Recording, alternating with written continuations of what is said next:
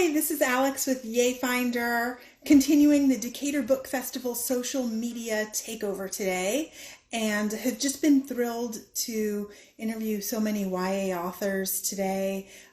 Also met with Joy from the Decatur Book Festival. That was wonderful. Vanya from YATL, Bunny from Brave and Kind Books. And this social media takeover is because we have a teen writing challenge on yayfinder.com that we are kicking off today, and teens between the ages of 13 and 17 can sign up. They'll get access to videos, sort of like a mini masterclass from 7 different YA authors, and then the teen that wins the challenge will be able to go on to YATL with Vanya and really get that kind of recognition there, which is awesome. But really, most importantly, we want teens to be able to just express themselves during this time. And thanks, Rachel Allen, for joining. Hi, Hi, how are you? I'm good. How are you? Oh, good. Thanks. Thanks for joining. So, how are you holding up? Good. It's interesting, like working from home and homeschooling kids from home. My 6-year-old definitely jumped on my husband's video conference call for work naked a few weeks ago, so that's kind of where we're at. That's wonderful, though. I mean, it doesn't feel great at the time, but when this is all over with, those will be some of the warm memories. Yeah. I know you're extremely busy. Have you had a chance to, read anything? Are you reading anything right now that you're enjoying? Yes, I have a giant stack of books by Atlanta authors that I like behind me. And the really thick indigo one, Yes, No, Maybe So, by Aisha Said and Becky Albertalli. I'm reading that one right now, and I highly recommend it. Yeah. I need to do that. I just have all these books and I just, put them in bookcases and they're sort of all over my house, all these books that I'm intending to read that I'm slowly chipping away at. But I like that, what the ATL authors and just going through them. That's awesome. I'm going to do that because we have such Cool. a great, literary community here. So. Yeah, I feel really lucky to have that, and to have so many different people to like talk to about books and to be in contact with. Yeah. Yes, and so many really great independent bookstores. Hmm. Shout out to all those bookstores. We're doing this teen writing challenge with Brave and Kind Books, but there's so many amazing independent bookstores in Decatur and Atlanta that I just hope everyone's really supporting during this time too. Um, Yes. so let's talk a little bit about your books that you've already published, and then do you have one that's about to come out? I do. I have one called The Summer of Impossibilities that comes out in about a month. Yeah. Mm-hmm. And so actually, let's start with Summer of Impossibilities. So can you just tell us a little bit more about what that's about? Sure. It's about 4 moms and 4 daughters, and one of the moms just found out that her husband is cheating on her, and she takes her twin daughters and kind of runs away to the lake house with them, and then her 3 best friends from childhood come and they bring their daughters, and so it's this kind of like mother-daughter story at a lake house with shenanigans and friendship. Mm-hmm. And how do you get your ideas for books? Where do they come from? Um, it kind of depends, like as far as like the themes of the book go, like the deeper themes, I feel like those are just like things that I'm trying to wrestle with myself or puzzle out with myself. Like Mm-hmm.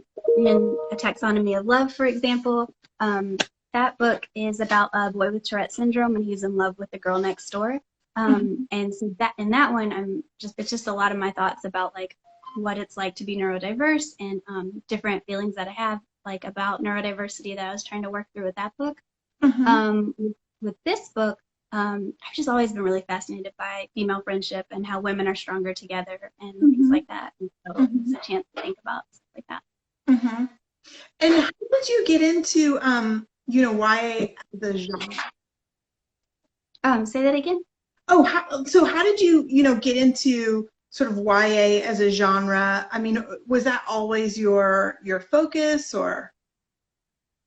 Yeah, I love reading young adult books, and I guess I started reading them in high school with Meg Cabot's Princess Diary books, Mhm. and I've just always stuck with young adult books. I like how fresh everything feels when you're that age, how intense love feels and friendship feels, and things with your family. I just really love like that particular age. Mhm. Mhm.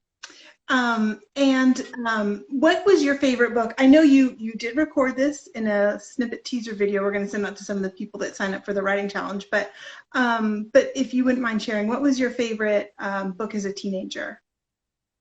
Um, Gosh, it's hard to say. I just talked about this with some friends, like what books we read growing up, and there's Mhm. always like the pressure to say a classic book or something that makes you sound really smart.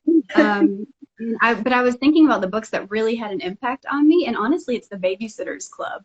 Oh. Mhm. Because yeah, because I feel like there's girls teaming up in that book, and they're like starting a business together, and that seems like a really big, powerful thing to do at that age. Like, wow, like Yeah. how did they do that? And also those books they're really pretty progressive. Like if you go back and read them now, it could be through a different lens because they're it's 30 years later. But for the time, they were very progressive. And so me like growing up in a small Georgia town, that was really cool. Hmm. Hmm.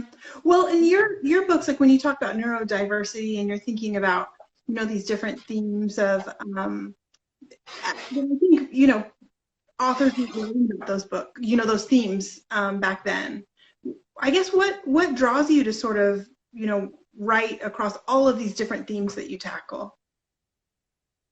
Um, it's a really good question. I guess it's just the things that am thinking of myself and the things that are like, that really get my heart and that I just, yeah, can't stop thinking about and that writing about almost feels like a form of therapy. So, yeah. Mm-hmm, mm-hmm. Which is one of the reasons why we wanted to do this teen writing challenge. Is just this time is so crazy, and I've talked to some other authors about this earlier today too, but teens just feel emotions like in such a big way that, Yeah. yeah, we hope that, giving people this encouragement to take the time to really put their thoughts down, no matter whether they're even going to end up submitting it or not, just to have that space where you're able to put all that emotion out and release it is so helpful.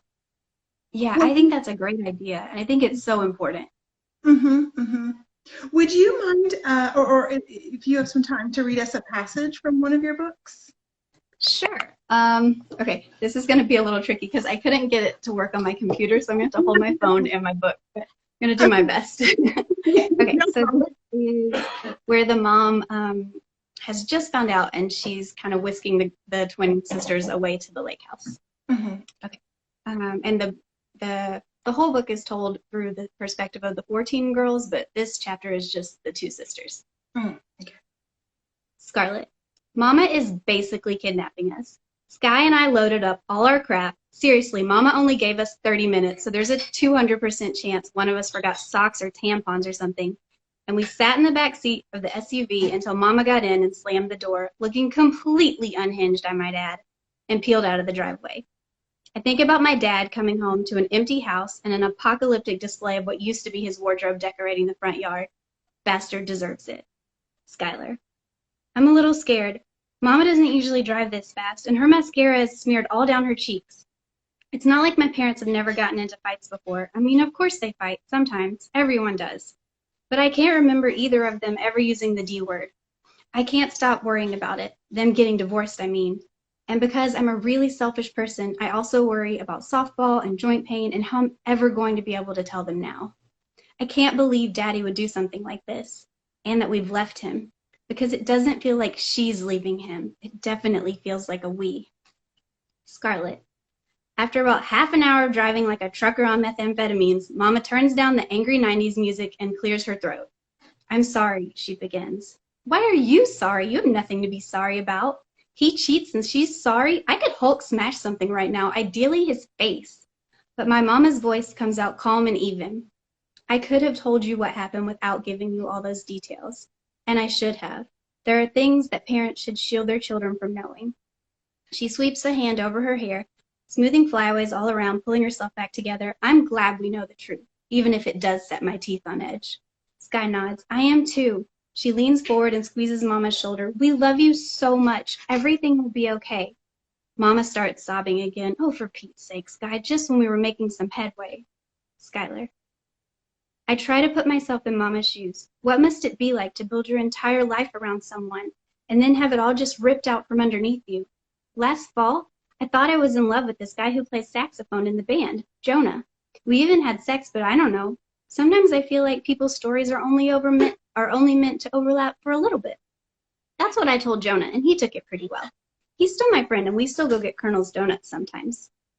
I don't think Mama and Daddy are the type that could stay friends. Maybe if your story gets too wrapped up in someone else's, the only way out is to tear everything to pieces. That's beautiful. Thank the only you. way out is to tear everything to pieces. So, when you're thinking about, YA, how much of your writing is specifically for teens and how much of it is for adults, knowing that, we all read YA? I guess I kind of feel like a teenage girl lives inside my head, so the voice always feels young to me. And even like I'm a scientist as my day job, and so I feel like when I'm at work, I'm trying to sound like a grown-up when I'm talking about science. So I feel like I'm writing for teens, but I guess I hope that grown-ups would enjoy it too. That makes sense. Just during that passage when you were reading that, it also felt like, speaking to a parent who might be going through something similar, and that sense of knowing that, there's certain things you might keep from your children that they don't need to know all the details about. Yeah. Well, thank you so much for taking the time to join me today, and also for participating in the Teen Writing Challenge. I love that you cover in your book so many different themes, and then can't wait for the new book to come out. You didn't push it, right? It's coming out on the same date it was originally coming out? Yes, it's still coming out May 12th, and that's when it was always going to come out. Okay, great, yeah. So, and you have provided really great video, and just another shout out for Teen Writing Challenge. When teens sign up, they'll receive videos from really great authors like Rachael Allen, who talk about writing and advice and plotting and different aspects of writing to really help put those words on the page and explore these different themes. So again, thank you so much for joining me today. I really appreciate it. Thank you, and I'm really excited to see what people send in. Thank you, me too. I want to start reading it now, but if they're anything like me, it's going to be like right at the end. Same. Even though I'm like, I can't wait to start reading these things now. So yeah. Thank you so much, and please stay safe, Rachel. Thank you, you too. Bye. Bye.